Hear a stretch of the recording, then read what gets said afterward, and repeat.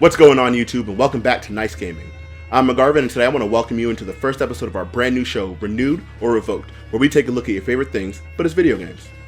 It's no secret that tie-in video games based on fan-favorite pop culture properties are a dime a dozen, but they're known for being terrible, shallow cash grabs that don't faithfully capture the spirit of the original.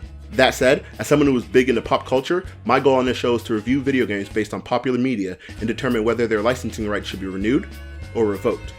To kick things off, we're going to start with the Cartoon Network cult classic, The Grim Adventures of Billy and Mandy.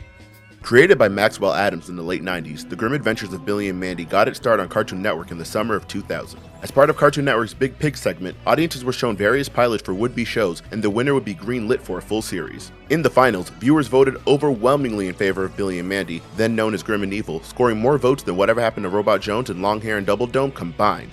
And thus began one of Cartoon Network's weirdest, darkest, but simultaneously most endearing cartoons of the early aughts. The show focuses on the titular characters, Billy and Mandy, who win a bet against Grim, the Jamaican accented Grim Reaper, who must now be their best friend forever, and all the supernatural hijinks that come with that.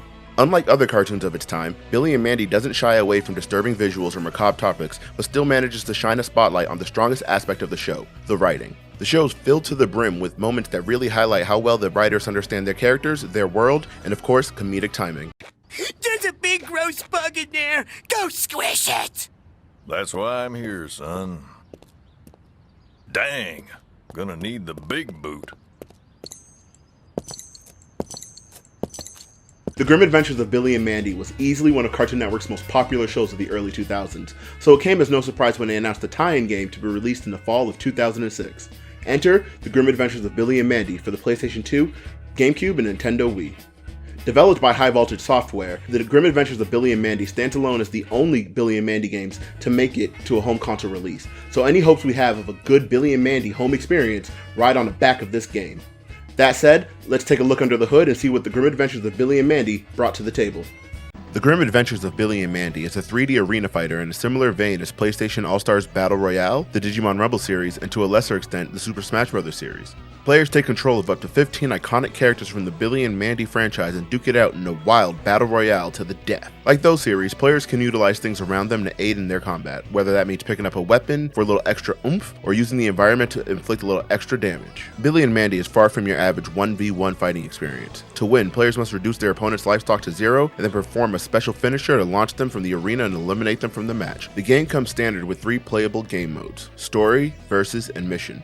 The story mode is fairly standard fare, a setup cutscene followed by a fight, followed by a cutscene, rinse and repeat. The story itself is inconsequential. Someone has gone through Grim's trunk and released these purple orbs known as mojo balls that increase aggression, and the team goes on a mission to find out who did it. It's a short story spanning just about 6 fights before the credits roll. While it's short, the cutscenes within are pretty funny, and given that the original voice cast have reprised their roles, the voice acting is predictably brilliant. The story mode is not bad, but to call it anything more than meh would be the biggest lie I've heard since the whole 5 minutes with Frieza deal. It's here because it has to be. Nothing more, nothing less.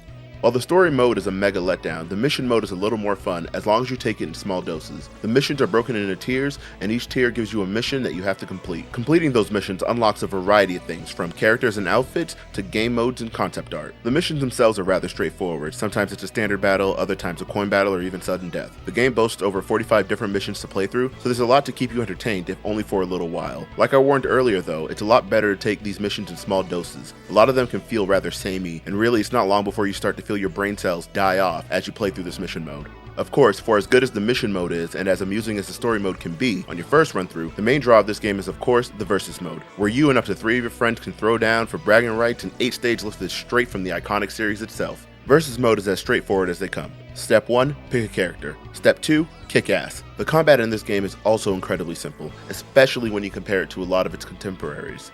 You have a light attack, a heavy attack, and a special mojo attack that you can use once you've maxed out your mojo meter. You drain your opponent's health and then knock them out with the finishing combo, and that's all there is to the standard battles. However, the Versus mode isn't just non-stop fisticuffs. It also features a handful of other modes to play if the standard last man standing playstyle grows old for you, and it will. On top of the aforementioned coin battles and sudden death modes, the game also comes with a few wackier game modes that include capture and hold, a timed capture the flag mode, basketball, which is basketball with extra steps, and even a target destruction and horde mode. And while these additional game modes are fun, they're kinda like jumping in puddles. Fun at first, but they lack the depth to keep you from searching for a bigger pool to jump back into. And really, that's the name of this game. Shallow. The fighting system, while simple enough for anyone to jump into, lacks the depth that a lot of the games in the same genre boast. There aren't any combos to execute, nor are there any particularly savvy plays to be made. You just pick your character, mash the light and heavy attack buttons until it's time to execute your quick time finisher, and that's it. As the saying goes, it's just not that deep. But don't get me wrong, shallow doesn't necessarily mean bad. While it's not a deep or enriching gameplay experience, the grim adventures of Billy and Mandy does a great job making you feel like you're in the world of Billy and Mandy. Visually, everything looks like it should. From the character models to the menu details, everything about this game screams Billy and Mandy. The cartoony cel-shaded graphics pop and have aged very well, and the game even has loading screens that reek of the Billy and Mandy charm that made the series so cool for little McGarvin. Put simply, this game drips hard. The sound design is on point, and between the music, the sound effects, and the voice acting, the team at High Voltage did a phenomenal job making sure everything sounded like it was straight out of Entville. And while some of the character sounds can get a little annoying given how often they repeat, they don't sound bad in and of themselves. Still, there's only so many times I can hear Billy say, "Breaking things makes me feel so alive!" before it's time to turn down the volume and play the Persona 5 soundtrack instead. Technically, the game is well built. There aren't too many bugs or visual oddities. There's some clipping here and there, but it's nothing too noticeable. It's also worth noting that the difficulty in this game is sometimes laughably easy. The AI isn't always the best, so certain missions can often lead to you building a massive, insurmountable lead that the CPU just can't overcome.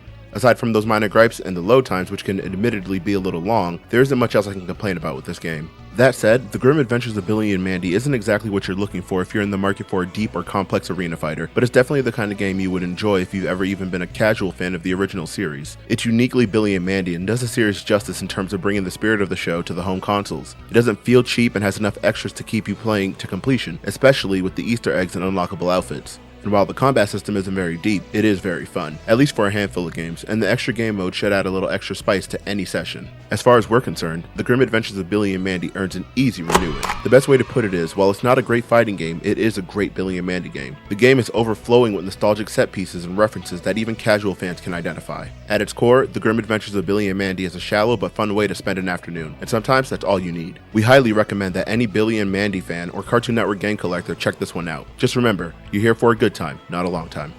Well, that's all the time we have for today, and I want to thank you all for watching. If you like what you saw, leave us a like and subscribe to our channel. If you're into video game reviews, leave us a comment and let us know what games you would like to see us play next. Once again, thank you, and don't forget to be nice and stay nice.